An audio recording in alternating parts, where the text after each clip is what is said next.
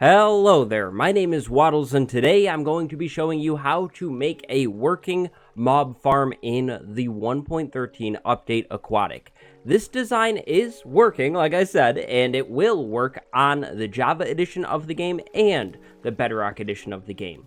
This design will also work perfectly fine for both skeletons and zombies. For spiders, you're going to want to look up another design. I do have other videos on those, so if that's what you're looking for, go over there. This design will also work on older versions of the game. It is a pretty standard thing. I have organized the video into sections or parts. If you're looking for a specific part, there is timestamps in the description. But I think that's all I have to say for now. So if this video helps you out or if you enjoy it, leave a like. If you really enjoy it, press subscribe. I upload loads of content daily. And then, of course, if you have a question, throw that down below. Let's go. So first, I'd like to show you what you need. This design won't use an elevator. This is going to use a dropping design. You will also need no redstone. So of course, you're going to need a zombie spawner or a skeleton spawner for this design. You will need some signs, some water buckets, and then a tool to dig with. There will be a little bit of digging, so make sure you have some picks or a good pick.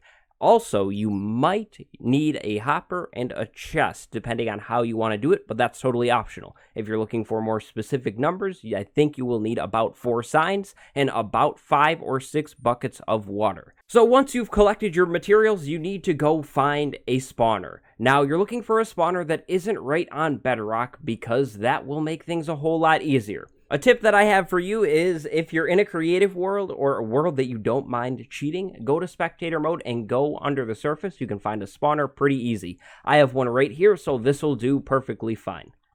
I've already forgotten one more thing that you want to get, and that is torches. So, of course, first, you want to light up your room. Stop all of the spawns. Spawns will make this thing really annoying to dig. Once you've lit it up, we're going to begin digging it. The dimensions that you need are 4 out from the spawner in every direction along the Z-axis, I do believe it would be. And then, in terms of height above the spawner, that kind of varies. You need at least 2 blocks dug clear above your spawner, just like that, but a lot of the times this will generate with 3 blocks above the spawner, so you're free to do whatever you want. You can do 3 blocks. You need at least 2 blocks, though. That is very important. Then, in terms of below your spawner, you will want to dig 4 blocks down.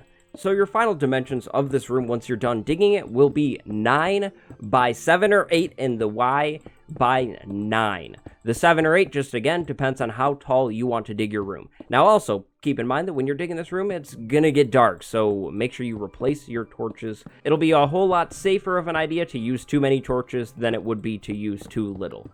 Alright, so my whole room has been dug out. Don't worry too much about holes that might be in your room right now. You probably do want a way out anyways, but you need to go and put a slab on top of the spawner, or at least I like to. This is going to prevent mobs from getting stuck and idling on the spawner, which will of course slow down the rates of this thing.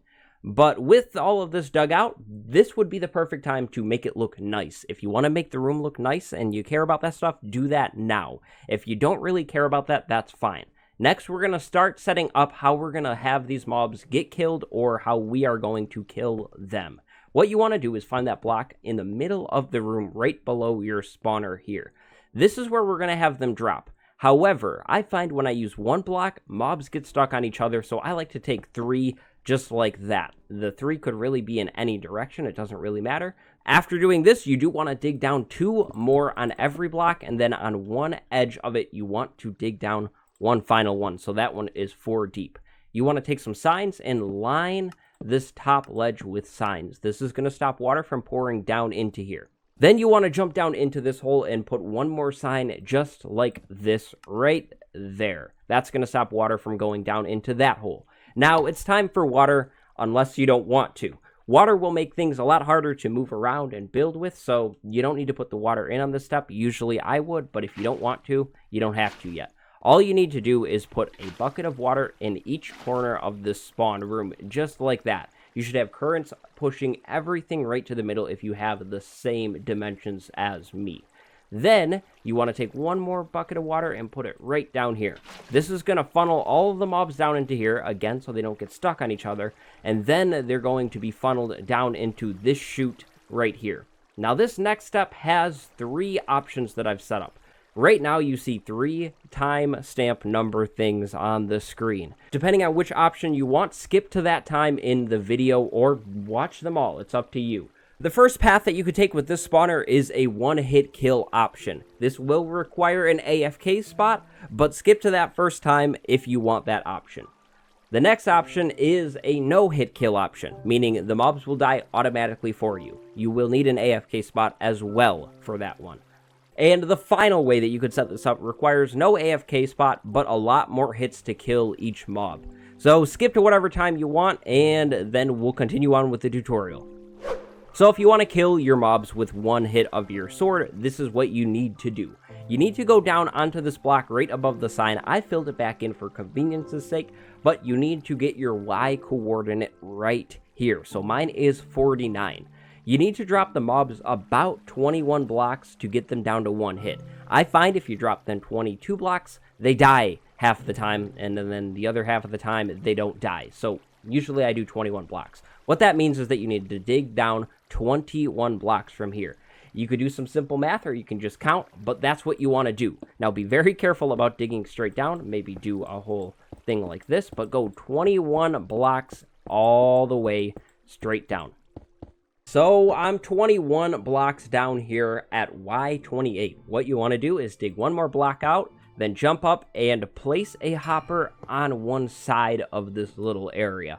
Now, you do want to make sure the direction is facing into that block because you want to put a chest where that block was. Now, down here, you probably want to dig out a little room. This is going to be your room where you're going to stand to kill these guys once they've fallen and landed here. You'll swing your sword. You could use a stone sword and kill them like that.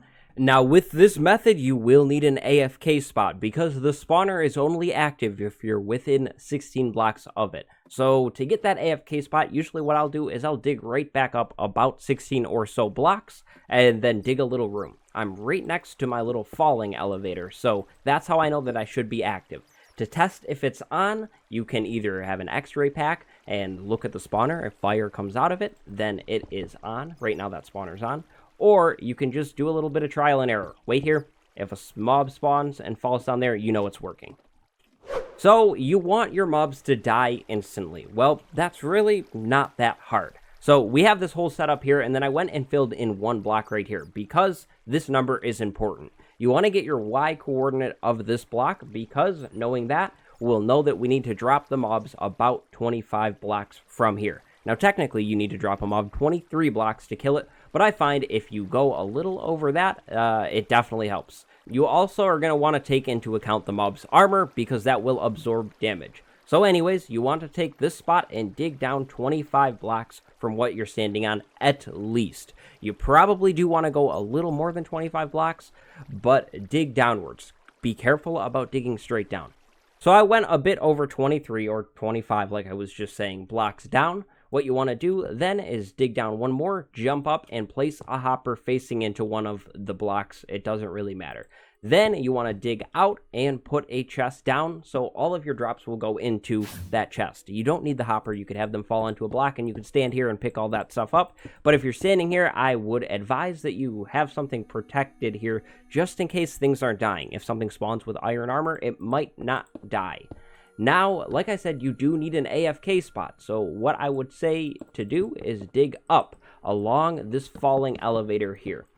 Ignore this little area, that's from the last part of the video, but you need to dig all the way back up close to your spawner so you can stand here and mobs will spawn because you need to be within 16 blocks of the spawner. To test this, either do a little bit of trial and error and wait and see if a mob falls, or get an x-ray pack and look at the mob spawner. If the fire is on, it's working.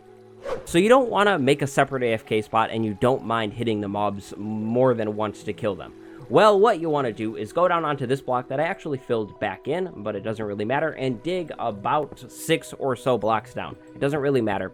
Dig however many blocks down you want, because you are going to want to stay close to this spawner. Whenever you've dug down, look back up. If the fire is still on, you're still close enough, which is perfect. So I'm going to say right here, this will work. And then you want to jump up and throw a hopper down. The hopper is optional, but if you're doing this, throw the hopper down and then have it face into a block, put a chest on that block. Now, this is where you're gonna kill your mobs, so dig away up to the surface or dig away out of here, but you do want to leave it looking something like this with one block of space so things don't walk out into your room and kill you, of course. Then you're just gonna stand here and kill things. As mobs spawn, they will fall down into here and you can kill them. Easy as that. So you've got your whole grinding method all set up. Maybe you didn't put your water in yet. If you didn't, go ahead and put it in. We're on the final step now, which is getting this thing working. Now you do want to, of course, have a way in and out of either your AFK room or the room where you're killing your mobs. Now go ahead and start taking out the torches in this room. This is going to be a little tricky because some of them might be a little high up, so I would recommend just making some paths along the walls and sneaking around and punching things out. Be very careful not to break the spawner because that would have been a huge waste of time. Once you've taken out all of the light in your room, go ahead and close this room up. You do not need back in here, and you probably won't want back in here now that things are spawning. And so that's it. Your mob spawner should be working. If it's not, and you have any questions about anything, go down in the comments and ask that, and I will try my best to reply. If you have a more in-depth or longer question, slide into the danger chat. There's a link down below, and then find me and send me a private message, and I will be glad to help. If you enjoyed this video or it helped you out, drop a like on it, press subscribe, of course, so you see all of my other videos. And my name is Waddles. Go have a good day. Enjoy your mob spawning, grinding, business, whatever you're doing, and I will see you next time. Goodbye, everybody.